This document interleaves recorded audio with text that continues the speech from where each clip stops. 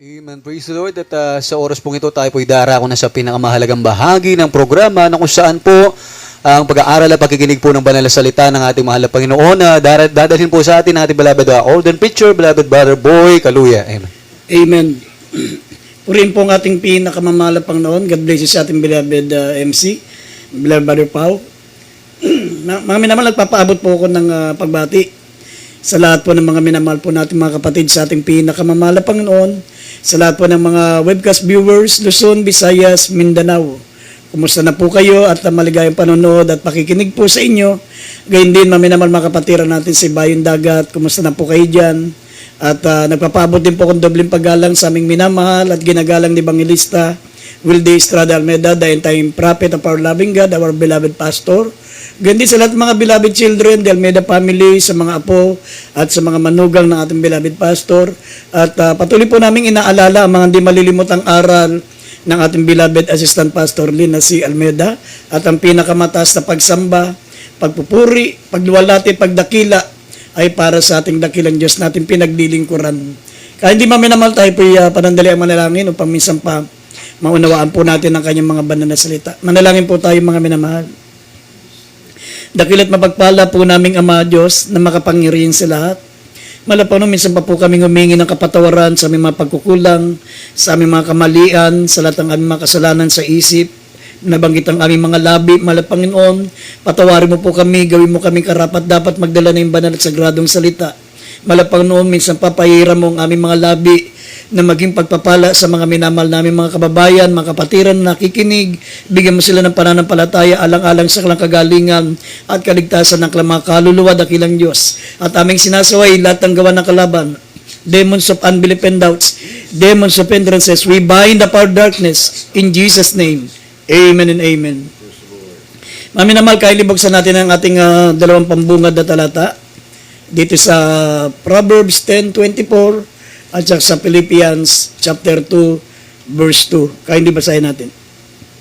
Dito po sa Proverbs o Kawikaan, ang kabanata 10, ang talata 24. Ang takot ng masama ay darating sa kanya at ang nasa ng matuwid ay pagkakaloob.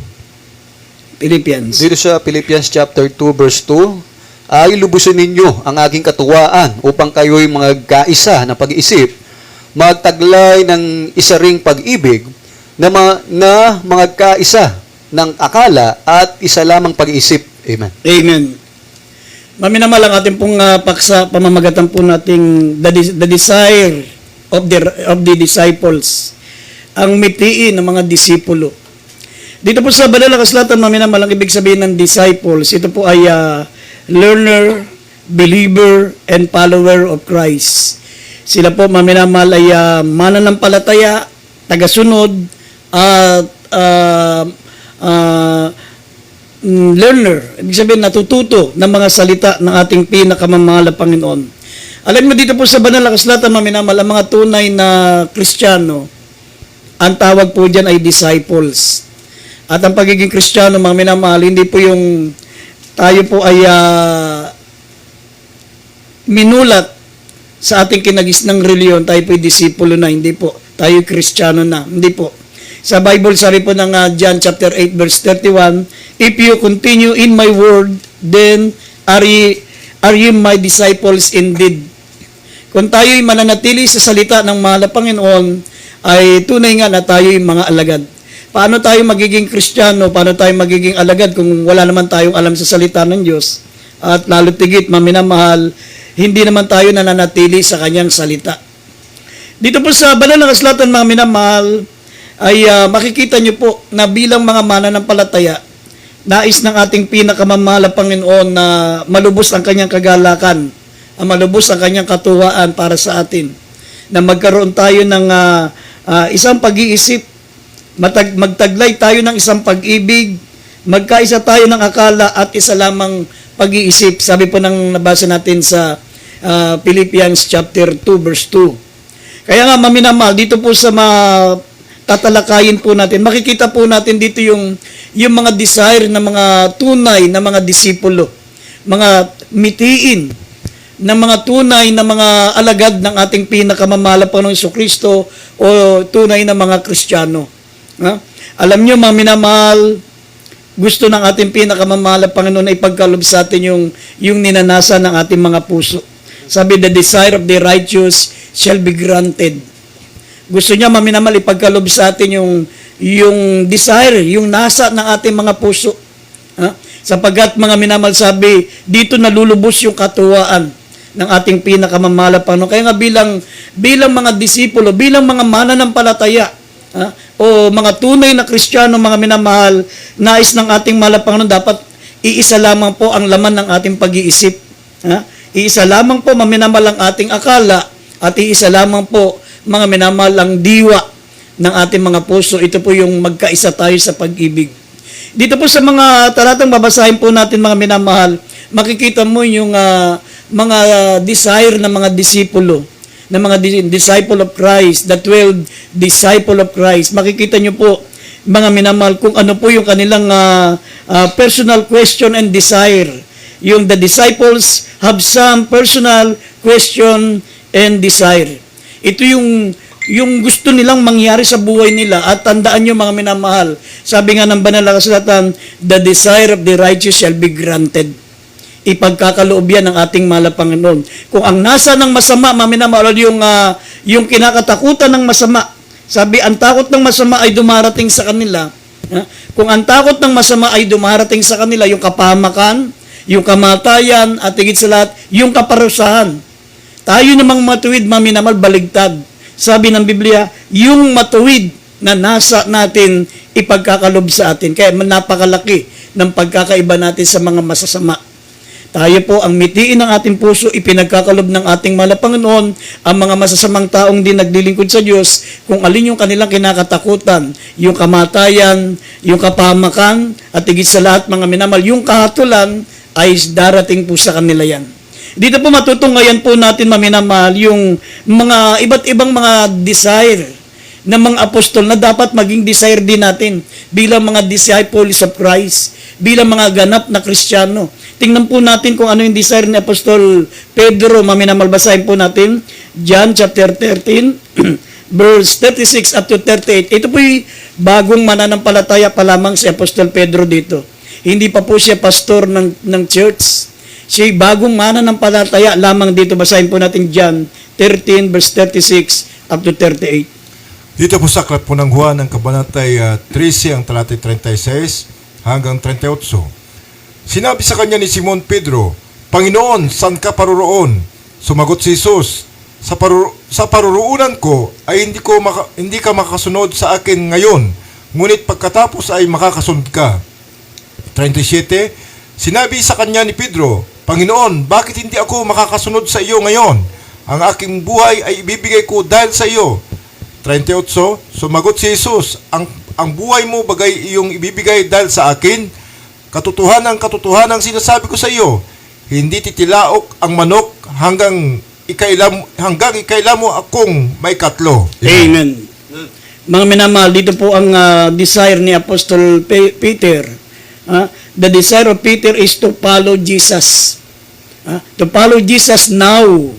Sabi niya, Panginoon, bakit hindi ako makasusunod sa iyo ngayon? Alam niyo, mga minamahal, ang pagsunod sa kalooban ng ating mahal na Panginoon, ito po may proseso. Hindi natin karakadaka masunod. Hindi tayo karakadaka makasusunod. Talagang may mga proseso. Kasi mga minamahal, kapag binibigla mo na gusto mo kagad sa isang araw pa lang maging ganap na Kristiyano ka, sa isang araw pa lang mga minamahal makasunod ka kagad, mabibigo ka. Gaya ng sinabi ng Banal na Kasulatan, si Apostol Pedro, mga minamahal, gusto niya bagong mananampalataya pa lang siya, gusto niya kagad masunod niya ang kalooban ng Diyos. Gusto niya masunod kagad ang kalooban ng ating pinakamamahal na Panginoong Kristo. Sabi ng ating pinakamamahal na Panginoon, minamahal, hindi ka makasusunod sa akin ngayon, ngunit pagkatapos ay makasusunod ka. Ibig sabihin, step by step. Kaya maraming mga mananampalataya, minamahal, ang nabibigo at nadadapa. Kasi akala nila, ang proseso ng pagiging Kristiyano, maminamahal, at pagsunod, ito po'y magaganap sa isang araw, isang linggo, isang buwan. Mga minamahal, may proseso yan, unti-unti. Sabi nga, hindi baling unti-unti, basta patuloy. Basta magpatuloy ka lang. Pero dito sa sobrang desire ni Apostol Pedro, dahil baby in Christ, gusto niya karakadaka makakasunod siya. Sabi niya, Panginoon, bakit hindi ako makakasunod? Handa akong ibigay ang aking buhay. Pero sabi ng ating mahal na Panginoon sa kanya, maminamal din, ang ating mahal na Panginoon, maminamal siya ay Diyos. Siya ay Diyos. Alam niya ang future. Sabi nga ng banal na kasulatan, mga minamahal, ang iniisip natin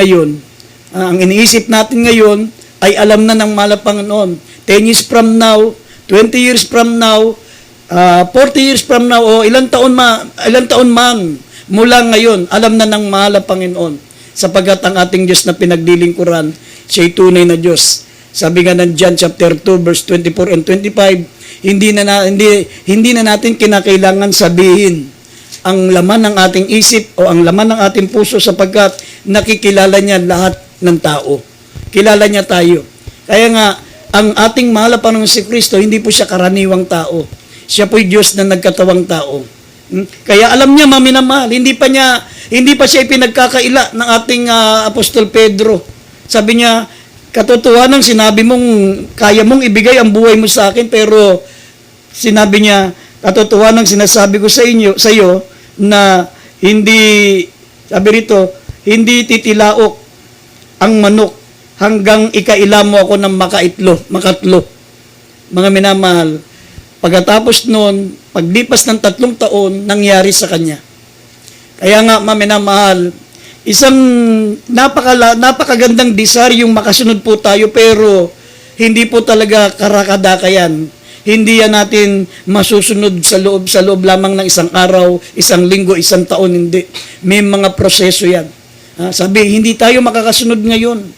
Pero makakasunod din tayo pagdating ng araw. Kaya nga, kung sakali mang dumanas po tayo mga minamahal ng pagkabigo, yung pong pagbagsak, yung katulad na nangyari kay Apostol Pedro, sa pagnanais niya na makasunod sa ating pinakamamahal na Panginoon, dumating sa kanya yung matinding pagsubok na talagang 3 beses niya ngang pinagkaila ang ating pinakamamahal na Panginoon.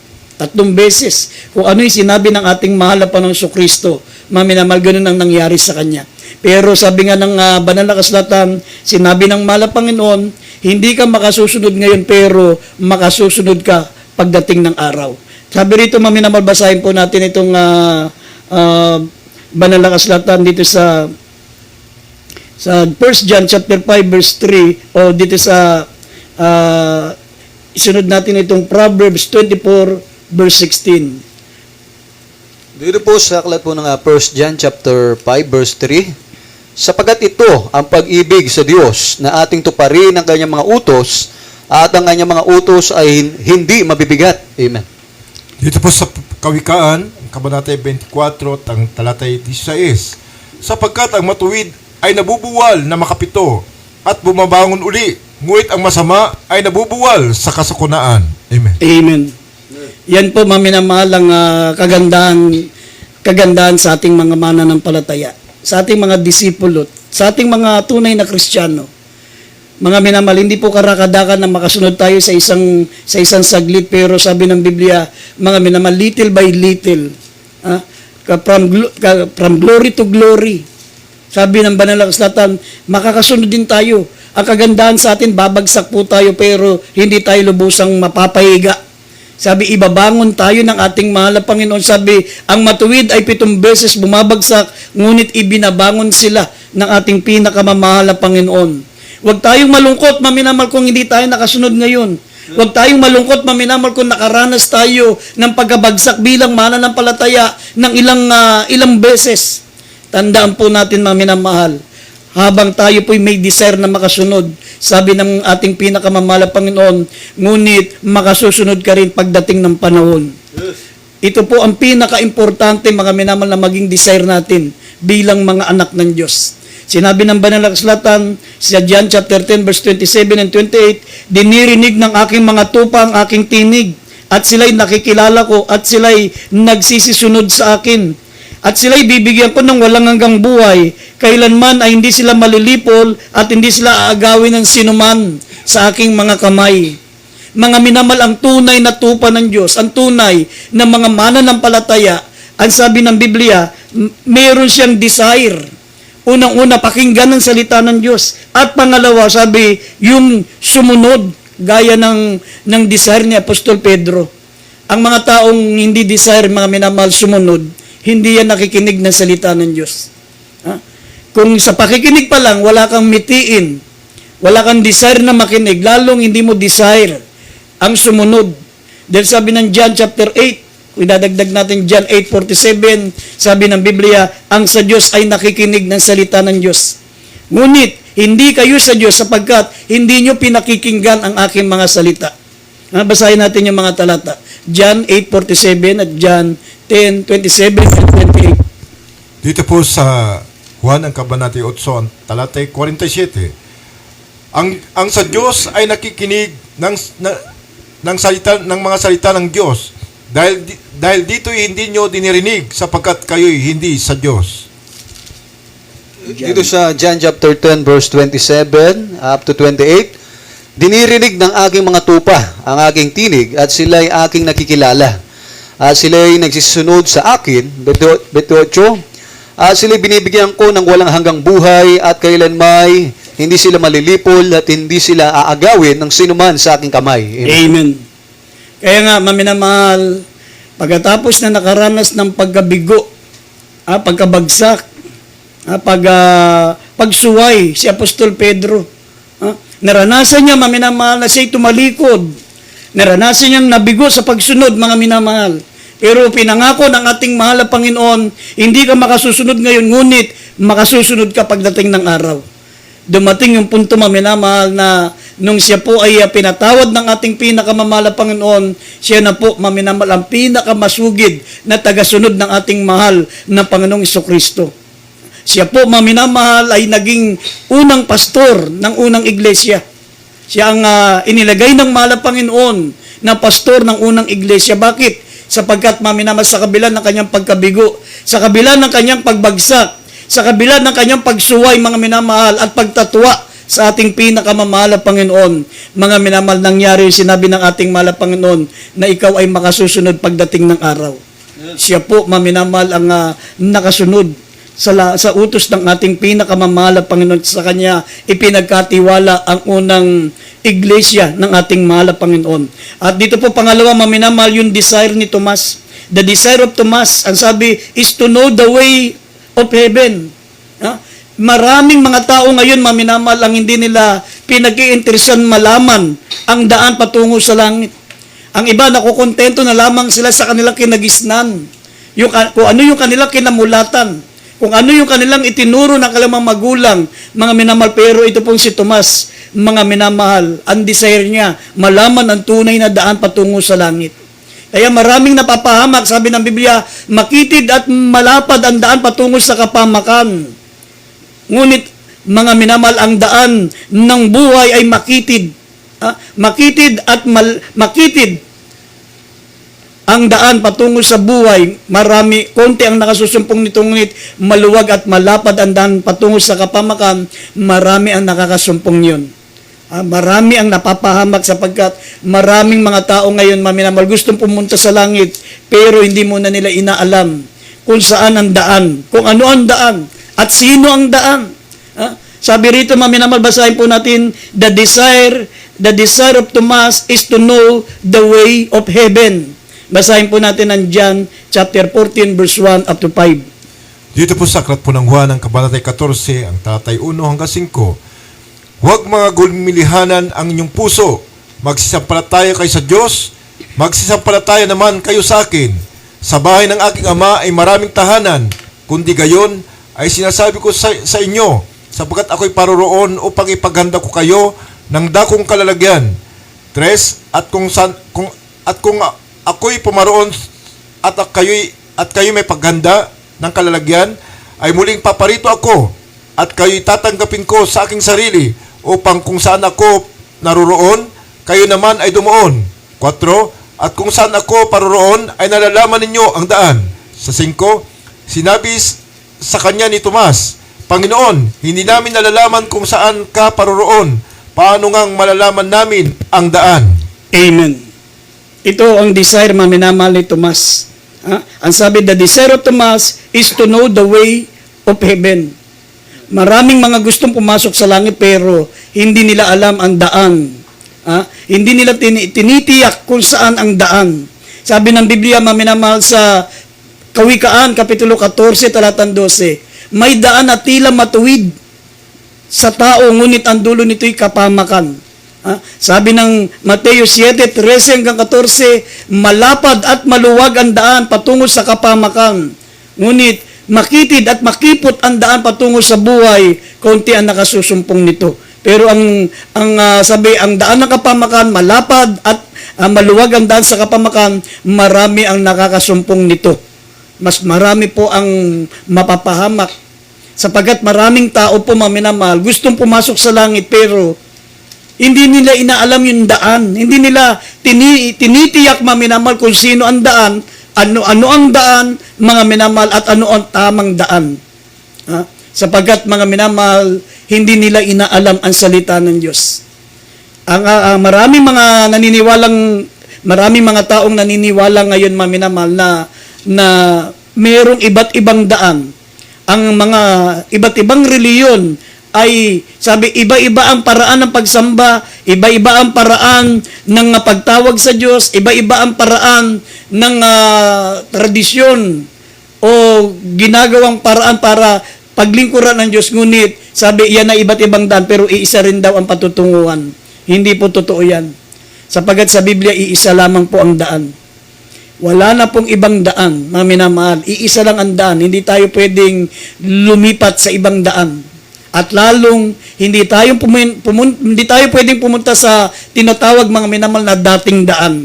Kasi ang dating daan, sabi ng Jeremias 6:16, ito ay daan ng kapahamakan. Daan, mga minamahal, ng kapahamakan. At ang sabi rito ng banal na kasulatan, mga minamahal, ang daan ay ang ating pinakamamahal na Panginoon. Sinabi ng mahal na Panginoon, I am the way, the truth, and the life. No one cometh unto the Father but by me. Ako ang daan, ako ang buhay, at ako ang katotohanan. At walang makakapunta sa Ama kundi sa pamamagitan ko. Ibig sabihin niyan, maminamahal, ang tinutukoy ditong Ama, ito po yung the way of heaven. Ito po yung langit, mga minamahal. At sa pampuntang langit, mga minamahal ko, iisa lamang po ang daan. Hindi totoo na ang bawat reliyon at iba't ibang daan, ngunit iisa rin ang patutunguhan. Hindi po totoo yan, sapagkat sa Biblia, iisa lamang po ang daan, at ang daang ito ay ang ating pinakamamahal na Panginoong Jesucristo. Siya lamang po ang daan. Basahin natin tuloy natin ng John 14 verse 6. Dito po sa aklat po ng John chapter 14 verse 6, sinabi sa kanya ni Jesus, ako ang daan at ang katotohanan at ang buhay, sino man ay di makaparoroon sa Ama, kundi sa pamamagitan ko. Amen. Amen. Mga minamahal, bakit sinabi ng ating pinakamamahal na Panginoon na ako ang daan, ako ang buhay, at ako ang katotohanan? Kasi ito po, ang tatlong ito po ang ay sa katangian, tatlong katangian ng ating mahal na Panginoon. Yung daan, mga minamahal, ito po yung bilang tao, maminamahal, sapagat ang ating mahal na Panginoon Jesucristo, siya po ay Diyos na nagkatawang tao. Bilang tao, maminamahal, siya po ang daan. Sabi ng 1 Timothy chapter 3 verse 16, sabi niya, maminamahal, God was manifest in the flesh. At bilang tao, siya po ang pinakadaan. Hindi tayo makakarating sa Diyos, hindi tayo makarating sa langit kung hindi tayo mananampalataya sa mahal na Panginoong Jesucristo. Siya po ang daan bilang tao, sabi, at bilang salita, siya po ang katotohanan. Siya ang katotohanan bilang tao, ay bilang salita. Dahil sabi ng John chapter 1 verse 1, in the beginning was the Word. The Word was with God and the Word was God. Yung word na yan po ang sinasabi ng John chapter 17 verse 17, ang salita ko ay katotohanan. Pakabanalin mo sila sa katotohanan, sapagat ang salita mo ay katotohanan. Bilang salita, siya po ang katotohanan. Bilang Diyos. At the same time, siya rin po ang Diyos, maminamahal, siya po ang buhay. Dahil, mga minamahal, ang Diyos lamang po ang pinagmumulan ng buhay. Sabi niya sa John chapter 11 verse 25, ako ang buhay at ang pagkabuhay na maguli. I am the life and I am the resurrection and the life. Sabi niya, ako ang buhay at ang pagkabuhay na maguli. Ang sino mang sumasampalataya sa akin, bagamat siya'y namatay, ay mabubuhay siya. At ang nabubuhay na sumasampalataya sa akin, kailanman ay hindi mamamatay. Sinasampalatayanan mo ba ito? Sabi po ng banal na kasulatan. Sabi ng John, basahin natin John 11, verse 25 and verse 26. Kaya hindi basahin muna natin to. Dito po sa Juan, ang kabanatay 11, talatay 25 at 26. Sinabi sa kanya ni Jesus, ako ang pagkabuhay na magmuli, at ang kabuhayan, ang sumasampalataya sa akin, bagamat siya'y mamamatay, gayon may mabubuhay siya. 26. Ang sino mang nabubuhay at sumasampalataya sa akin, ay hindi mamamatay magpakailanman. Sinasampalatayan mo baga ito? Amen. Kaya nga, maminamahal, ang prinsipyo ng Diyos para tayo po, mga minamahal, ay magkaroon ng buhay na walang hanggan. Bagamat tayo mamatay, mabubuhay tayo. At ang nabubuhay na sumasampalataya sa Kanya, kailanman ay hindi mamamatay, mga minamahal, magaganap yan sa pagparito ng ating mahal na Panginoon.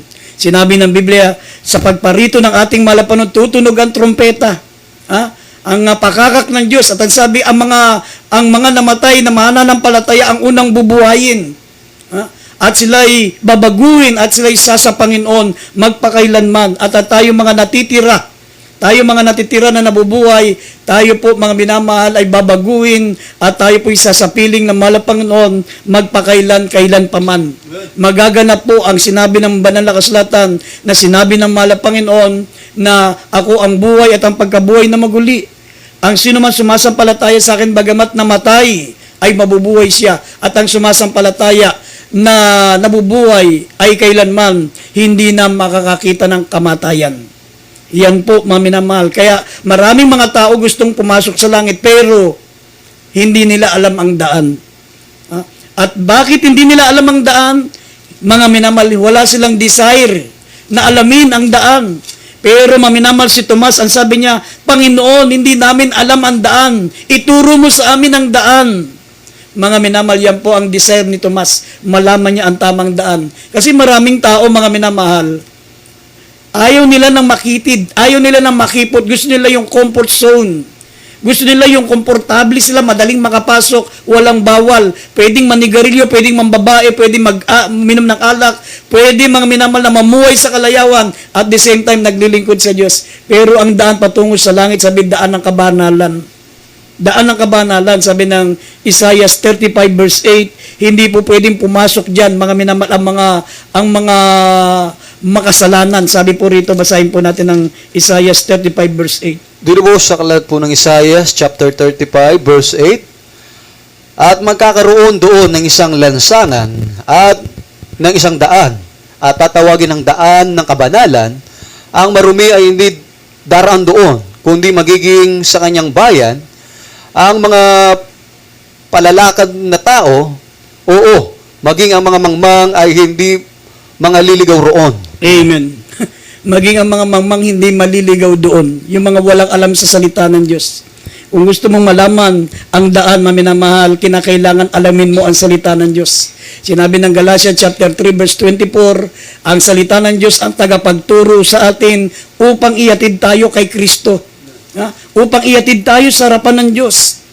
Kaya hindi papasok doon ng mga mangmang. At sabi ang daan, mga minamahal, ng tunay na daan, sabi ito ay daan ng kabanalan. Tatawagin ang daan ng kabanalan, ang marumi ay hindi daraan doon, kundi magiging kanyang bayan. At ang mga palalakad na tao, oo, maging ang mga mangmang ay hindi maliligaw roon. Kaya nga, maminamal, ang daan patungo sa karinang langit, unang-una, kinakailangan mong manampalataya sa mahal na Panginoon Kristo. Pangalawa, kinakailangan mong lumakad ka sa kabanalan, sapagkat ang daan patungo sa Diyos ay daan ng kabanalan. At daan ng katwiran. Sinabi ng banal na kasulatan, hindi papasok doon yung mga taong mangmang, yung walang alam sa banal na salita ng ating mahal na Panginoon, sapagkat ang basahin natin sandaling Galatia 3:24, ang salita ng Diyos ang magiging tagapagturo natin. Itong pinakamapa natin. Ito ang magiging address natin, pinaka-sketch natin, kung gusto nating hanapin, mga minamal ang patungo sa langit. Pinakamapa po natin yan, pinaka-compass natin para makarating tayo sa harapan ng ating mahal na Panginoong Kristo. Basahin po natin Galacia. Dito po sa Galacia, ang Kabanata 3, talata 24. Nanupat ang kautusan ay siyang naging tagapagturo natin upang ihatid tayo kay Kristo, upang tayo aaring ganap sa pamagitan ng pananampalataya. Amen. Ang kautusan, ang magiging tagapagturo natin. Kaya nga hindi pwedeng pumasok doon yung mga mangmang. Yung hindi nakakarinig ng salita ng Diyos, hindi nakababasa ng salita ng Diyos, at lalo maminamal na hindi sinasaliksik ang salita ng Diyos. Kailangan mong suriin, kailangan mong saliksikin. Gaya ng nakasulat sa Isaias 34 verse 16. Saliksikin nyo ang kasulatan. Sabi diyan, maminamahal, siyasiyatin nating mabuti ang salita ng Diyos. Ang sabi, huwag mahiwalay sa iyong bibig, kundi yung pagbubulay-bulayin araw at gabi. Sabi ng Psalms chapter 1 verse 1 and 2. Pagbubulay-bulay mo araw at gabi sapagkat ang kautusan ang magiging tagapagturo natin upang ihatid tayo kay Kristo, upang tayo'y ariing ganap sa pamagitan ng pananampalataya. Yan po. At pangatlo, maminamal, the desire of Philip is to see the Father. Mga minamal, ito po ang pinakadakilang mitiing sa lahat. Yung makita natin ang Diyos. Sinabi ng John chapter 1 verse 18, walang makakakita sa Diyos. Kailanman ay walang nakakita sa Diyos. Pero sinabi ng Mateo 5:8, mapapalad ang may mabuting puso sapagkat makikita nila ang Diyos. Basahin natin muna yung John 14:8. Maminamal, at buksan natin ng John 1:18 at Mateo 5:8. Basahin natin matalata. Dito po sa aklat ng John chapter 14 verse 8 po. Sinabi sa kanya ni Felipe, Panginoon, ipakita mo sa amin ang Ama at sukat na ito sa amin. Amen. Amen. Mateo 5:8 tsaka John 1:18. John 1:18 muna. Sige, John 1:18. Dito po sa Juan, ang Kabanata 1 at ang talata 18. Walang taong nakakita kailanman sa Diyos, ang bugtong na anak na nasa sinapupunan ng Ama. Siya ang nagpakilala sa Kanya. Dito po sa Mateo 5:8, mapapalad ang mga malilinis na puso sapagkat makikita nila ang Diyos. Amen. Ito ang pinakadakilang desire, mga minamal, pinakamataas na antas, mga minamal, na mithiin yung desire ni Philip. The desire of Philip is to see the Father. Sinabi niya, Panginoon, ipakita mo sa amin ang Ama, sukat na sa amin. Maligaya na kami. Kontento na po kami, mahal na Panginoon. Mga minamal, yan ang pinakamataas na antas na pagnanasa, yung makita natin ang Diyos. Pero sinabi ng Biblia, walang makakakita sa Diyos kailanman. Ngunit, ang bugtong na anak na nasa sinapupunan ng Ama ang nagpakilala sa Kanya. Mga minamal, walang makakakita sa Diyos. Dahil ang Diyos ay Espiritu. Pero sinabi ng Biblia, mapalad ang mga malilinis ang puso sapagkat makikita nila ang Diyos. Mga minamal, paano natin makikita ang Diyos? Ganun, ang Diyos ay Espiritu. Sinabi ng Colossians chapter 1 verse 15, sabi rito, ang ating pinakamamahal na Panginoong Kristo, siya ang larawan ng Diyos na hindi nakikita. Siya ang larawan ng Diyos na hindi nakikita, ang panganay ng lahat ng mga nilalang, who is the image of the invisible God, the firstborn of every creature. Mga minamal, bilang tao si Kristo po, mga minamal, unang-una, maminamahal, si Kristo po ay larawan ng Diyos nang hindi nakikita. The image of the invisible God, hindi nakikita ang Diyos, Espiritu. Pero sinabi ng 1 Timothy chapter 3 verse 16, God was manifest in the flesh. Kung gusto mong makita ang Diyos, maminamahal, makikita mo siya sa pamagitan ng mahal na Panginoong Kristo sapagkat si Kristo po ang Diyos na nagkatawang tao. At bilang tao, siya ay panganay ng lahat ng mga nilalang. Kaya nga kasama natin, sa bilang tao, ang tawag natin sa Kanya ay panganay sa mga kapatid. Pero bilang Diyos, siya po ang ating Ama. Siya ang ating Ama. Dahil ang Diyos ay Espiritu. Kaya, bakit hindi nila makita na si Kristo ang Diyos na hindi nakikita, maminamahal, ang larawan ng Diyos na hindi nakikita? sapagkat hindi malilinis ang puso nila. Kaya maraming taong hindi naniniwala na si Kristo Diyos, marurumi po ang puso nila. Ang kanilang puso, maminamal, ay punong-puno ng pag-iimbot. Ang kanilang puso, maminamal, ay punong-puno ng pagmamalaki. Ang kanilang mga puso, maminamal, ay punong-puno ng kasakiman. Naglilingkod sila sa Diyos hindi dahil sa kaligtasan, hindi dahil maminamal gustong makarating sa langit, kundi sa material na bagay, dahil sa pera, sa kasakiman, sa kapangyarihan. Kaya hindi nila nakilala ang ating mahal na Panginoon, hindi nila nakita ang mukha ng Diyos sa pamagitan ng ating mahal na Panginoon Kristo na sinabi ng Biblia sa Colossians 1:15, who is the image of invisible God. Gusto mong makita ang Diyos, hindi nakikita? Makikita mo siya kung malinis ang puso mo.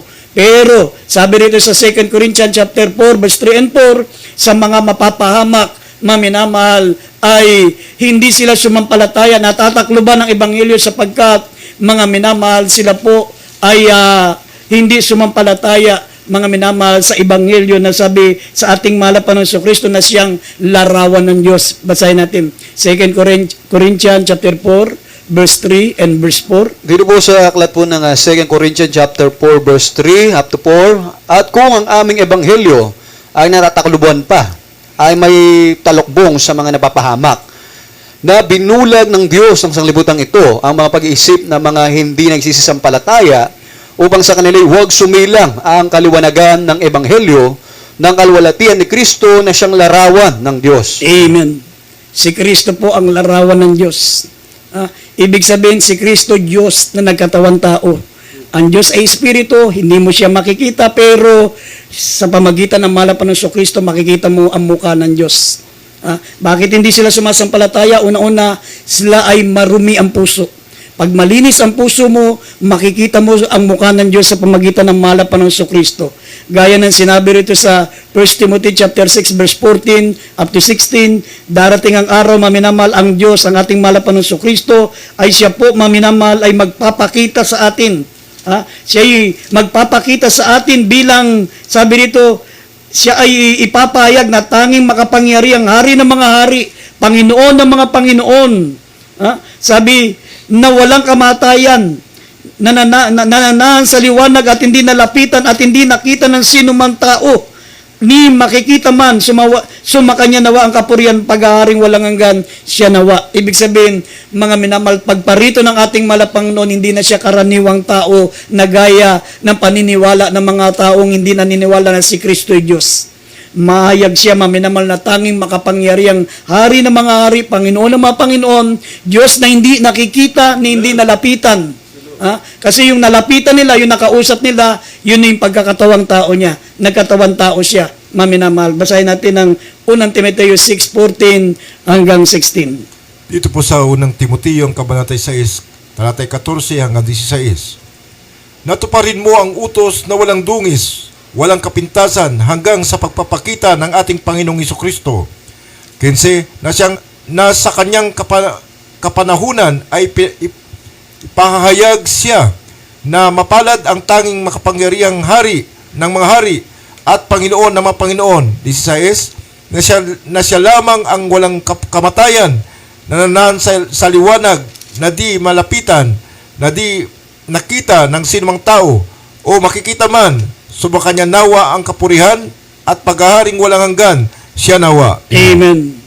Sino po yung tinutukoy na Panginoon ng mga Panginoon, hari ng mga hari? Sabi po ng Deuteronomy 10:17, siya po ang ating makapangyarihang Diyos.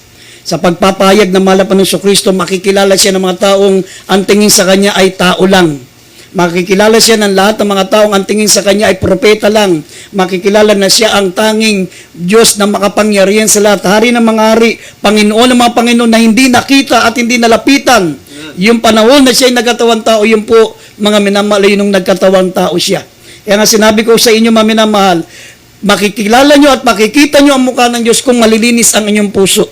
Bakit hindi nyo nakilala si Kristo na sa Diyos? Marumi ang inyong mga puso. Hindi malinis ang inyong puso. Puno ng pag-iimbot ang puso nyo, punong-puno ng inggit, punong-puno ng kasakiman, punong-puno ng kapalaluan, punong-puno, mga minamahal, ng pag-iimbot. Kaya hindi nila nakilala na si Kristo ang Diyos, mga minamahal. Pero dito sa huling talata, sabi sa 1 John chapter 3 verse 2 and 3, mga minamahal, sabi, mga minamahal, ngayon ay mga anak tayo ng Diyos.